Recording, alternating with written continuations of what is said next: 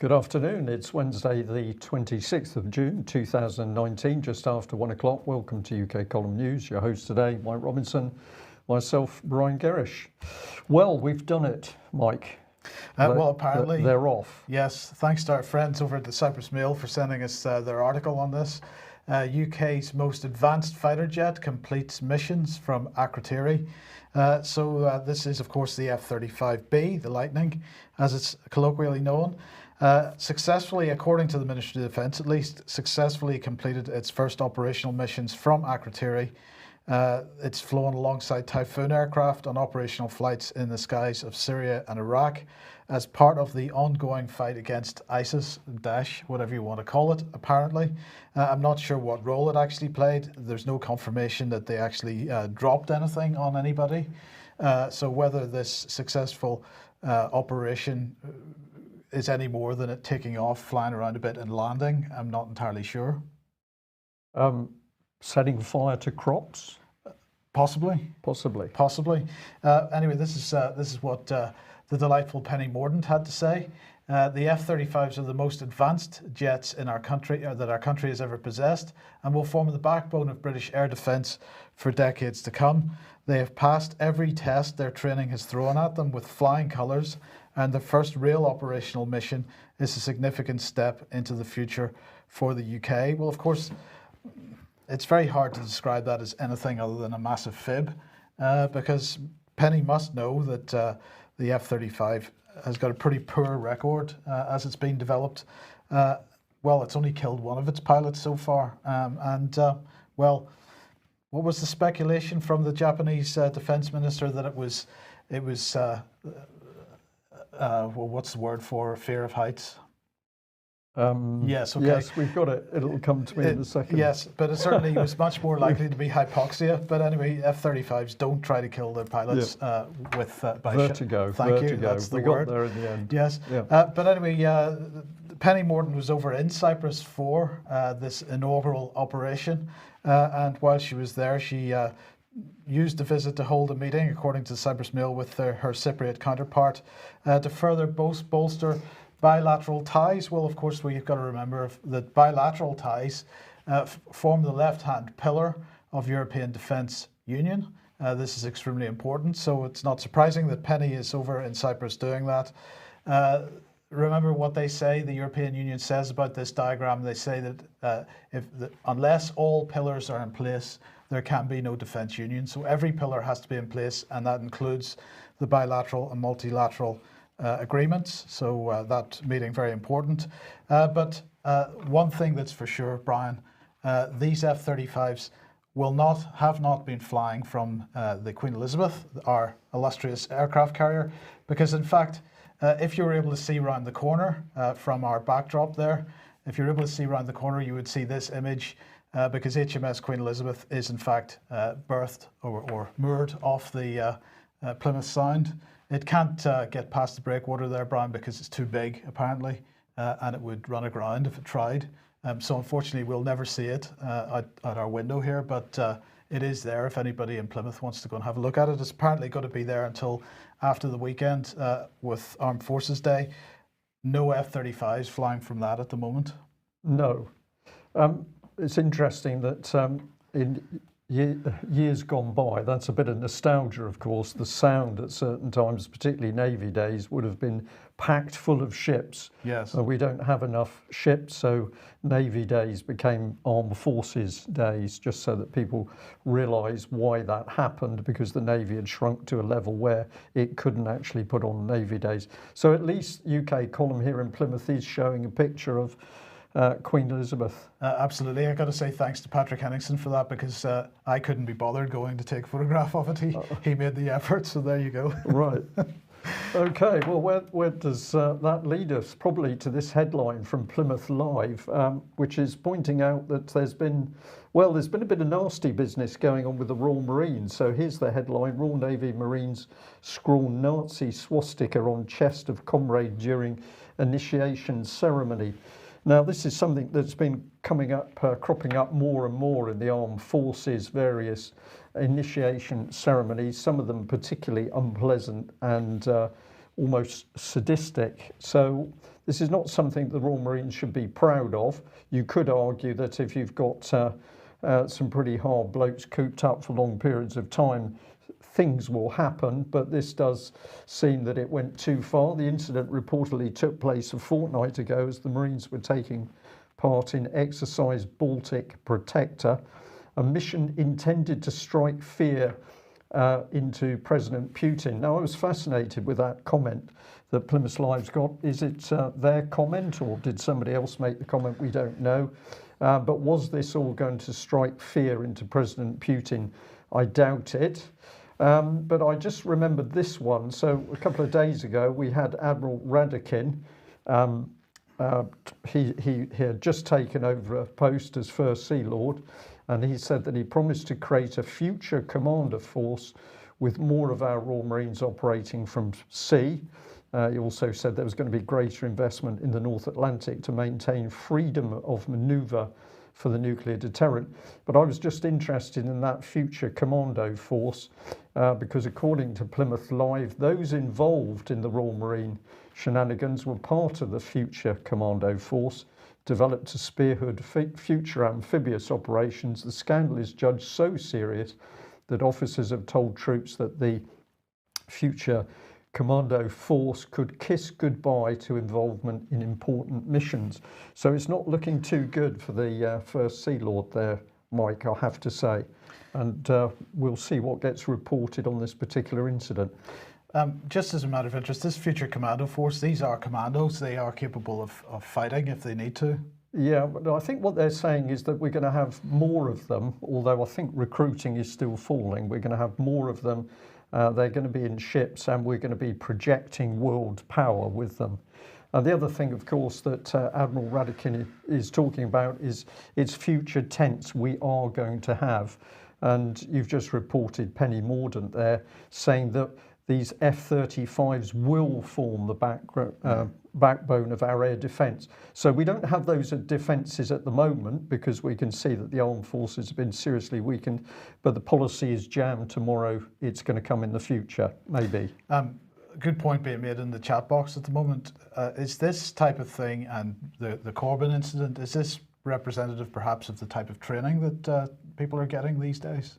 Well, I take it the other way around. I think that what we're starting to see by the number of these incidents coming up and the fact that some of them are pretty unpleasant, I think this is a sign of breakdown of discipline. This is a breakdown of morale and discipline, in my opinion. Okay, well, here we are. NATO, another NATO exercise, because we've got to keep pressure on Russia. This one in Romania, this has just finished, Sabre Guardian 2019. 8,000 soldiers from 6 NATO allied and partner nations, Bulgaria, Hungary, Romania, and so on. So it was co-led by Romanian land forces and US Army Europe. And the countries taking part also included Albania, Bosnia and Herzegovina, Bulgaria, Romania, Turkey, and the US. So it ran until a day or so ago. But today, you'll be glad to know, well, the Foreign Office has been tweeting this out. NATO allies work together every day to prevent conflict and preserve peace for nearly 1 billion people. That's fantastic stuff. But today is the start of the NATO's two-day NATO defence ministers meeting in Brussels. They're going to be talking about AI, cyber, quantum computing, next generation communications, next surveillance drones, next generation surveillance drones and aircraft. They're also going to be updating guidelines on resilient infrastructure, including telecoms. They're going to be looking at NATO's first ever space policy, because according to Jens Stoltenberg, satellites can be jammed, hacked or weaponized. So they're going to look at space. That's good stuff. They're also going to be joined by representatives from Finland and Sweden, who are partner nations, and also Federica Mogherini will be there. Because the issue of space could be a promising area for future NATO-EU cooperation, apparently. But let's just remind ourselves of the EU Defence Union diagram, because, of course, a core partnership with NATO is one of the key pillars of EU Defence Union. So we should not forget that that's the reason that Federica Mogherini is there and no other. But it's good stuff, because burden sharing is also on the agenda, and apparently it's up. So there's a lot more sharing of the burden of the costs of running defence in the EU. So it's up by 3.9% across the EU and Canada. And apparently, well, Jens Stoltenberg very happy that that's 5 years of growth in defence spending. And by the end of next year, he said the EU will have increased spending by over $100 billion since 2016. So he's very excited about that. He's also excited that 6 of the EU member states are now putting 2% of GDP, spending 2% of GDP on defence. And he's saying that the majority of EU member states will be doing that by 2024. So he's hugely excited about that. But, well, he had a bit to say about Russia, so let's have a listen to that. We will also address Russia's continuing violation of the INF Treaty. Russia has until the 2nd of August to verifiably destroy its SSC-8 missiles, which violate the treaty. The United States and other allies have tried to engage with Russia about their new missile system for years, including in the NATO-Russia Council. We are planning to hold a meeting of the NATO-Russia Council next week to raise the issue again. We call on Russia to take the responsible path. But unfortunately, we have seen no indication that Russia intends to do so. So threats, basically, that the INF Treaty will disappear, but there's going to be, as he said there, another meeting of the NATO-Russia Council to try and put more pressure on Russia over this. They've got to verifiably destroy these missiles. He said that NATO is not intending to put any new land-based nuclear weapons into Europe. So, you know, Russia should just feel safe. Yeah, apart from the exercises and the other equipment that's being pre-positioned in Eastern Europe, Mike. So sheer hypocrisy by Stoltenberg there. But if we think about European defence policy, who's forming that policy? Let's just remind ourselves of this, which we had a couple of months ago, and it was an astonishing letter signed by Johnny Mercer, where he revealed that he was fully aware that meetings had taken place which were looking at UK and wider defence policy, and that George Soros had some input.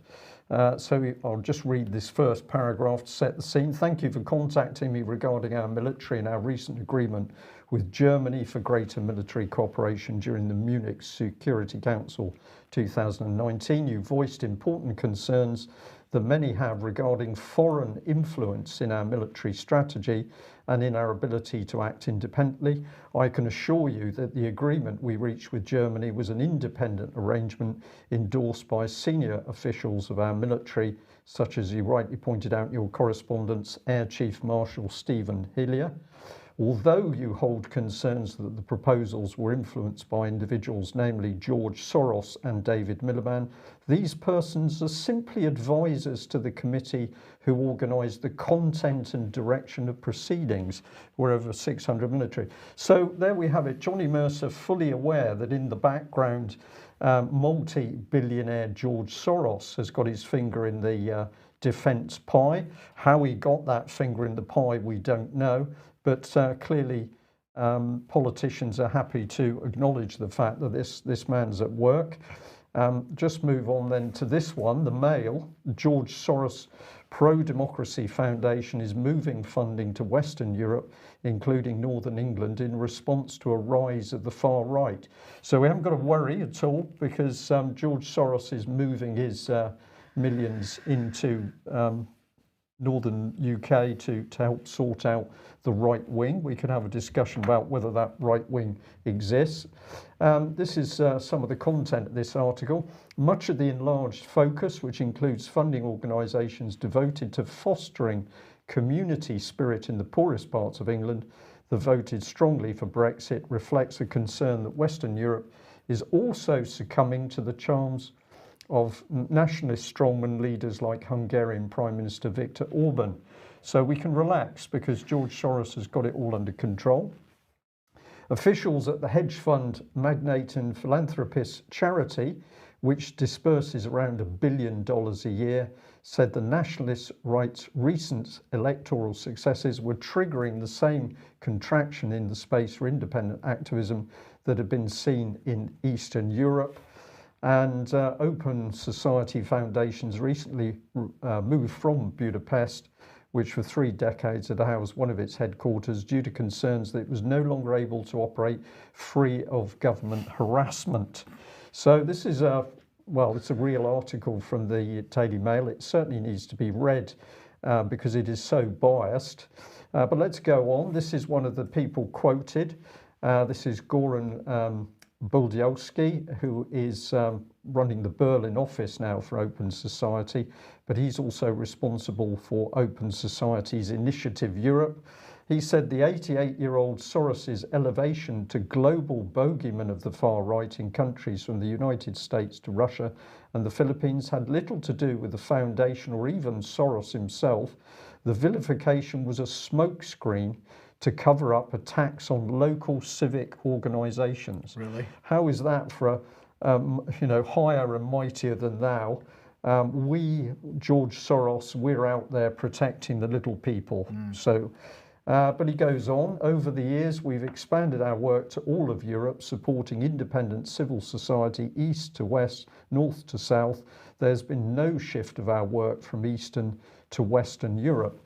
Well, who is this person? You may well ask. Here he is, Open Society Initiative for Europe co-director. He has conducted and coordinated policy-relevant research on democratization and the role of independent research in policy processes, carried out strategic planning. This man's come straight out of university and is an expert apparently in all these subjects. Highly pro-European. You've got him there originally working for the Council of Europe, now telling the rest of us what we should do. I couldn't actually find out when he was elected at all, Mike. I don't know whether that's a coincidence. So here's Open Society, if you don't know about it, working to build vibrant and inclusive democracies, because we can't do it on our own without George Soros, whose governments are accountable to their citizens. And this is what they say they do. Every year they give thousands of grants to groups and individuals that work on issues we focus on: tolerance, transparency, open debate. So there is no democracy without George Soros. Here's what they get into: everything: childhood and education, economic governance, equality, anti-discrimination, health, higher education, journalism, because we've seen journalism doing a really good job in the last 20 years, haven't we? Or maybe not. And the point is, with Open Society, it isn't open because you can't actually see what this organisation is really doing. And this is the sort of money they are pushing around. So they're boasting $15.2 billion to date. The 2019 budget, $1.1 billion. How can anybody else compete against this amount of political leverage? It's just impossible. And everywhere you go, you can find organisations where George Soros is working to influence how we run our lives, how we run our politics, how we run our countries. And I'll just come to this lady, Bridie Pearson Jones, who's the journalist who wrote the article. Have a look at her Twitter page for the sheer nonsense that it contains. But she put out some statistics on elections, and I'm saying to myself, well, okay, why didn't you research how much input George Soros had actually had in getting those particular statistics? So very dangerous. We've got a banker essentially driving UK defence policy, but also everything else in our lives. Well, thankfully, the UK column is not funded by George Soros, so if you would like to help, then please get over to the community website. There are options there for how you could support us, ukcolumn.org/community. Your support would be much appreciated. And also another reminder that AV10 DVDs, if you missed the event, are still available from the UK column, and that most of that money goes to Ian Crane to support him. Now, of course, George Soros likes to support the idea of drug taking. And last week, if you remember, Theresa May was meeting the Prime Minister, the leaders of Colombia and also Afghanistan, and we were asking, was that because the latest UN World Drugs Report was about to be released? Well, in fact, it was released this morning. So this is World Drug Day 2019, you'll be glad to know. It's also, well, anyway, so this is the 2019 report. It's mostly dealing with 2017 statistics. And what they're saying is that in 2017, an estimated 271 million people, or 5.5% of the global population, had used drugs in the previous year, while 35 million people are estimated to be suffering from drug use disorders. They say that opioids continue to cause the most harm, accounting for 2/3 of the deaths attributed to drug use disorders. People who inject drugs are at the most serious risk, and most of a significant number of them have hepatitis C or HIV. They're saying that the global burden of disease study 2017 estimated that globally in 2017 there were 585,000 deaths and 42 million years of healthy life lost as a result of the use of drugs. Around half of the drug-related deaths were attributed to untreated hepatitis C. They said that overall the global area under opium cultivation is the second largest ever, and that's after the record high of 2017, and largely has the falls in that are largely as a result of drought in Afghanistan. So let's just have a look at some of the statistics here. So this is the orange lines, are the orange bars are the opium production, and the blue line is cocaine. And strangely enough, Brian, these are the two drugs that our potential prime ministers appear to have admitted to having used at some point during their lives. But these on the up, as you can see. If we look at the total of area of cultivation for opium and coca, also largely up over the last 20 years or last 30 years or so. Let's go on with it. This is opium production in particular, and as you can see, the trend is still significantly upwards, although it has fallen off in 2018 because of, as they say, the drought in Afghanistan. But of course, it's not just the so-called natural growing drugs that are important here, because increasingly we've got deaths being caused by the use of fentanyl and also what are being described as analogues of fentanyl. Some of these drugs are under international control and given out as a result of pharmaceutical prescription, but of course a lot of them being abused, and as a result of that, in the United States, last year 70,273 deaths as a result of the opiate and opioid epidemic that's going on in the US at the moment. That's 329 deaths per million people. Now, to compare that with the UK, there were 3,394 deaths. Unfortunately, the statistics are for the previous year because the UK stats aren't as up to date as the US, so this is for 2016. But nonetheless, 3,394 deaths as a result of opioid abuse. That's 80.6 per million people. The US 329.6 per million people. They have a major problem, and you've got to ask why. Of course, economic issues are the main problem, and this is supposed to be the epitome of first world countries, Brian. Yeah. Or not. Or not. There are deaths in the UK, deaths in Sweden as well. So, this is not just a US problem, it is a European problem as well. So the World Drug Report out today, obviously haven't had time to look at it in any more detail than that as yet, but no doubt there'll be more reports from us on this in the future. Yeah, and we can remind people, of course, that it was your reports pointing out that when the Taliban were in charge in Afghanistan, the opium production dropped dramatically. Well, in fact, that particular graph shows it very well. You can see 2001 opium production, absolutely a minuscule amount by comparison with what's happened since we went to liberate Afghanistan from the Taliban. With the American military, British military, European military, we couldn't get to grips with the drugs, but the Taliban seemed to be able to sort it out. Well, they did at the time. Yeah, interesting. Well, of course, the police not doing so well on drugs, but they're more concerned with terrorism. And I'm going to thank our viewer that sent me heads up on this particular Times article: police turn to Hollyoaks to help combat neo-Nazi groups. I'm just going to add, we are not on drugs as we make this report, but the country's awash with these Nazis, Mike. Yes. Everywhere you go, it doesn't matter what city, we're absolutely awash with neo-Nazi groups. And it's just terrible. So luckily, the police have been able to turn to Hollyoaks, because this is going to help them get into the minds of the friends and the colleagues and the family of these people. We should say for our foreign audiences, Hollyoaks is a pretty cheap and nasty soap opera that is put on Channel 4 on most weekdays. I'm glad you added that, Mike, because I've heard of it, but I don't think I would have been able to give that detail. There you go. So let's have a look at what said. Police are using television soaps in the fight against neo-Nazi extremism. Officers from Prevent, the government's de-radicalisation programme, are acting as advisors to Channel 4 Hollyoaks. Good So stuff. there you are, on a storyline involving one of the main characters getting sucked into far-right violence.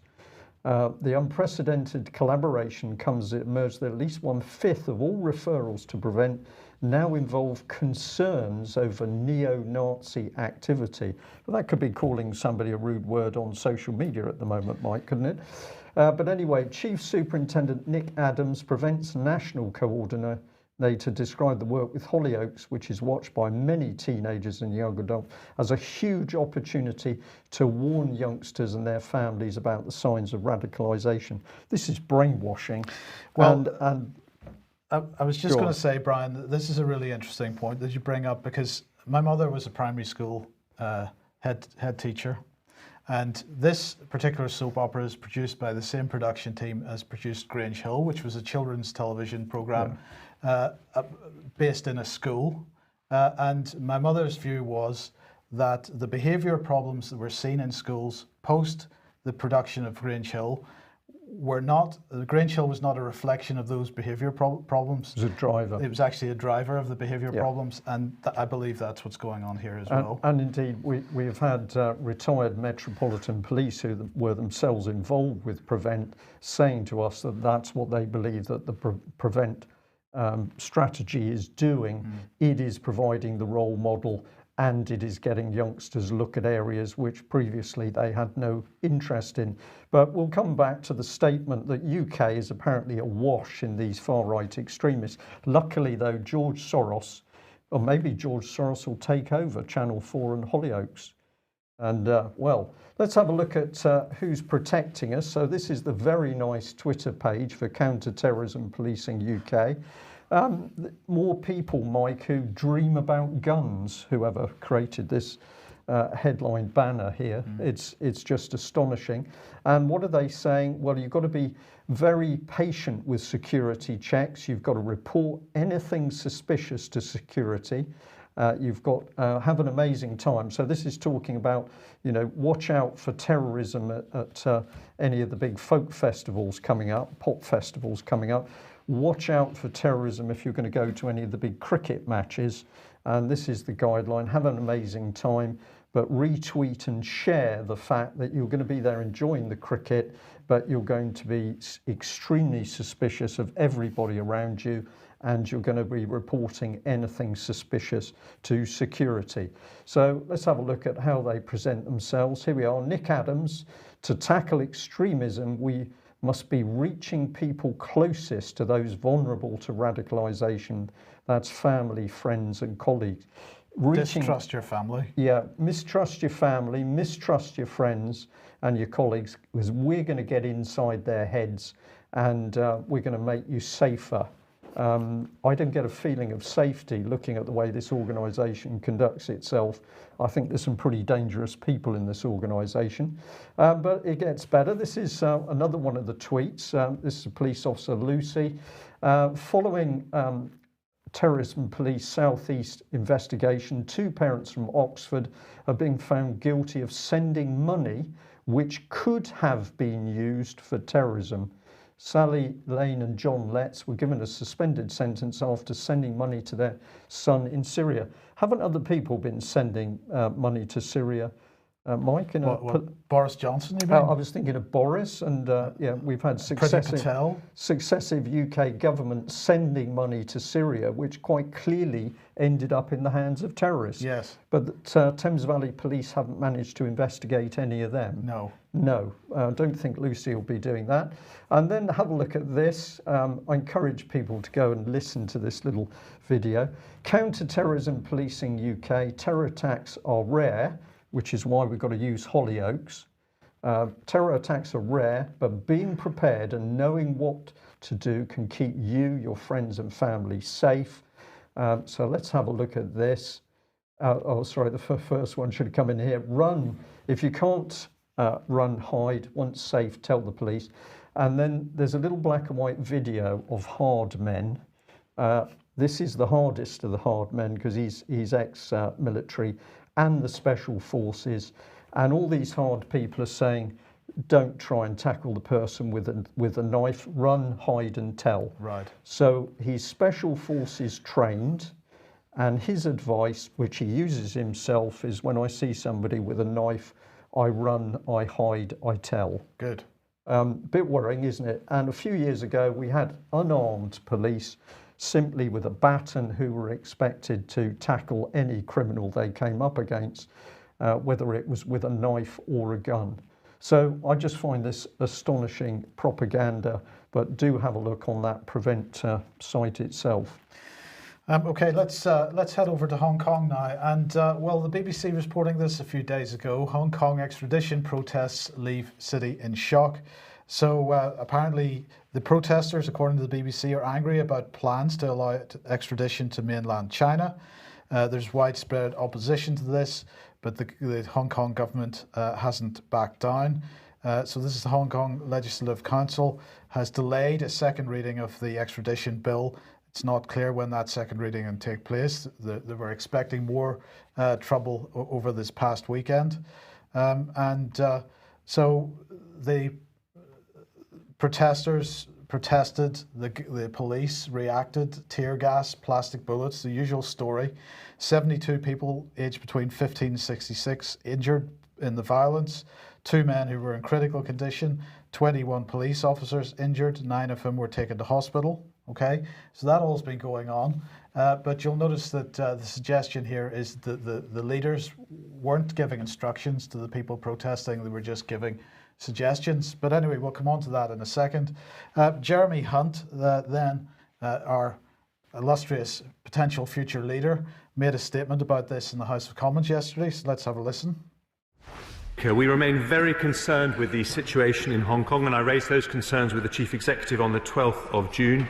I today urge the Hong Kong SAR government to establish a robust, independent investigation into the violent scenes that we saw. The outcome of that investigation will inform our assessment of future export licence applications to the Hong Kong police, and we will not issue any further export licences for crowd control equipment to Hong Kong unless we are satisfied that concerns raised on human rights and fundamental freedoms have been thoroughly addressed. So no export licenses, but anyway, this is the response from the Chinese government. No foreign institution, country or individual has the right to interfere in China's own internal affairs.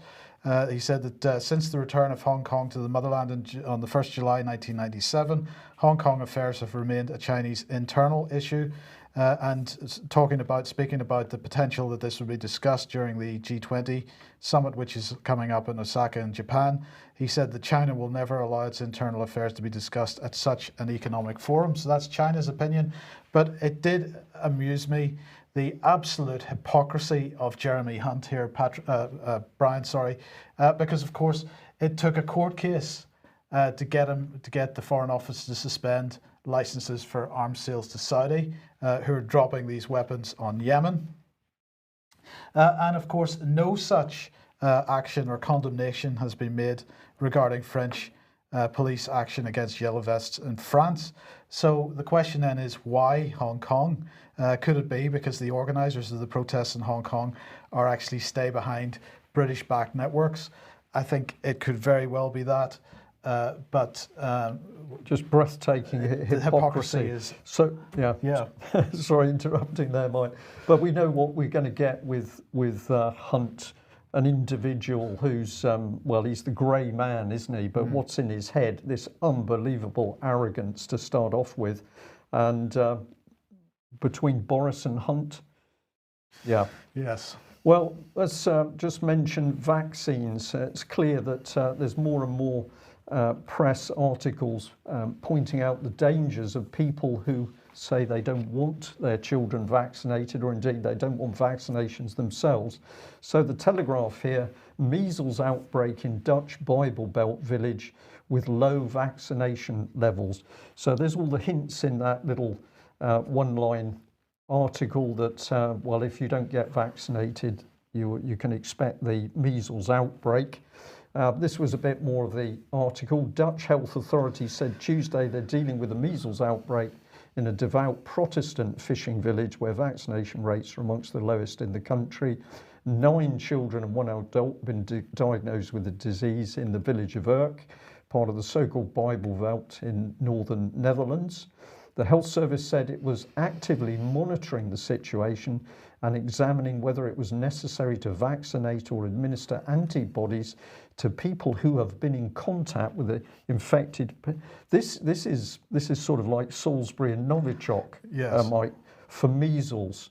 But clearly the message is that if you're of a religious persuasion, Protestant Christian here, then you are likely to be anti-vaccine, and you're a nasty person, because that's going to mean an increase in these very dangerous diseases like measles.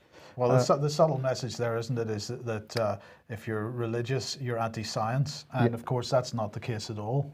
No, well, let's just look at this. The anti-vax phenomenon has adherents across Western countries, but especially in the United States, where it has been fueled by the spread on social media of claims that the jab could cause autism, which medical officials have found are baseless. No research, no investigation, no statistics by the Telegraph journalist there at all. A simple regurgitation of what the state tells people to believe, and if you don't believe it, then you are some dangerous anti-vaccine person. So I just add that that's an interesting story from the Netherlands, and of course at the moment on the front page of the UK Column website we're also talking about changes in child protection, youth protection in Holland, which appear to mirror the named person scheme north of the border in Scotland. So you might like to go to the front page of the UK Column, purple image with a big CCTV camera, and if you're joining us from the Netherlands or you can speak Dutch, that article is in Dutch as well. Well, have a look at this one from the Mirror. Man who refuses to register son birth to avoid state control loses court battle. So the man was refusing to register the birth of his son because he doesn't want the state to have control over his child. Sounds reasonable to me, Mike. Council Social Services with responsibility for the baby's welfare raised concern when the man and his partner did not register the child's birth and asked a High Court judge to make a decision.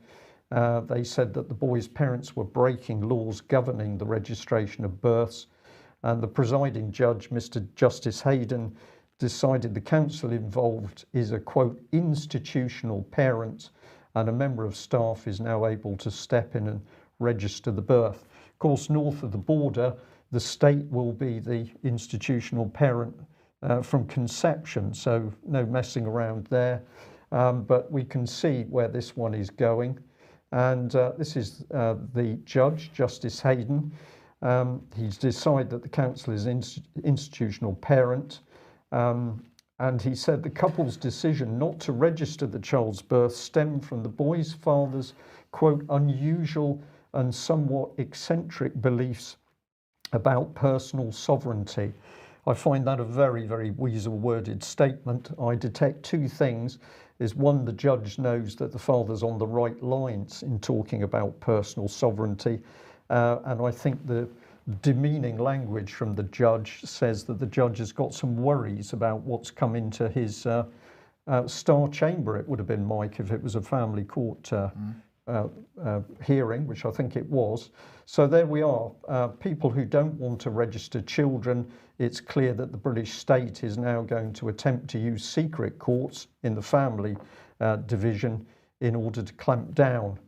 But it gets better, and thank you to another viewer who sent in this one. Trolls who abuse judges on social media could be prosecuted, suggests the Lord Chief Justice. And Lord Burnett of Malden said the possibility of prosecuting online trolls should be looked at, but warned that it was often too difficult to find the identity of the person involved. The abuse was contributing to a lack of applicants for senior judicial positions. And in his last press conference in December, he called for people to recognise that judges are only human as well. Oh. So what do we make of that? I think that the judges are very, very nervous about people highlighting their failures in court. And what is the result? That people actually don't want to take up judicial positions. Yeah, is that because they're worried about the comments on social media, or is it they're actually embarrassed about the decisions that are being made? According to the article, the judges are getting frightened because I would imagine that anybody that criticises a judge would be a neo-Nazist right-wing terrorist. I see. Or something along those lines. So there we are. What can we end on? Well, we're just going to say hello to Lynn Thayer. There's several people have been asking how Lynn is. We understand that Lynn is well. Of course, we do not know where she is at the moment, but if you're watching, Lynn, what can we wish? Some sunshine, which we seem to be missing in Plymouth. Yeah. That's it for today. We'll be back at the same time on Friday. Thanks for joining us. Bye-bye.